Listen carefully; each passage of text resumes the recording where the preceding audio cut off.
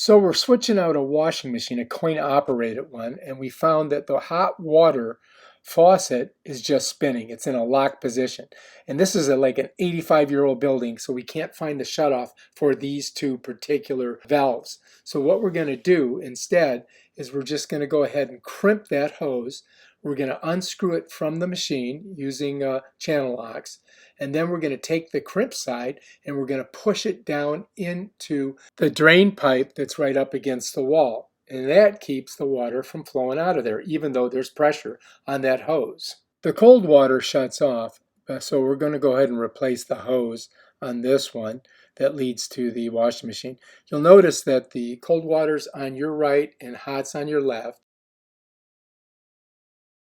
All right, so once it's unplugged and you have the hoses off of the hot and cold water valves, you can go ahead and get your machine out of there, clean up the area, and get ready to put in your new washing machine. So you can see there's the old one.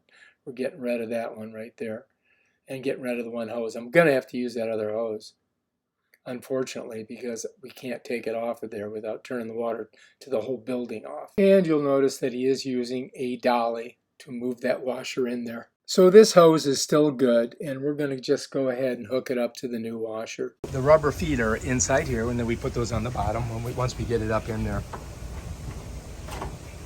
So he's attaching the cold water hose, and that's going to be a brand new hose.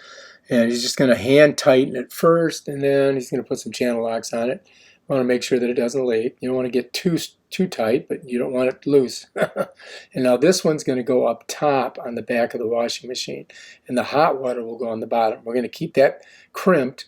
Oh, see how the water's dripping out? Oh my gosh. So we got to get a good crimp on it. And now I think we can do it. So we're going to put it on the bottom. Notice the hot goes on the bottom. And he's going to screw that on. And then we're going to have to get some channel locks on there and give it a couple good twists to get it on there tight. And bam, that one's done. And now we can put the cold water on the top. And we just got to spin it. Make sure that you've got your washers in there. You get black washers with them, and you want to make sure that your washers are inside there and pressed up against there so you don't have any leakage. But anyway, that's all we got to do. Bam, turn that one on. Now we got the water going in there, and that's ready to go. We just got to push the washing machine back, and then we're going to take our outflow hose and put it in that drainage pipe, and then just plug it in, and we're ready to rock and roll.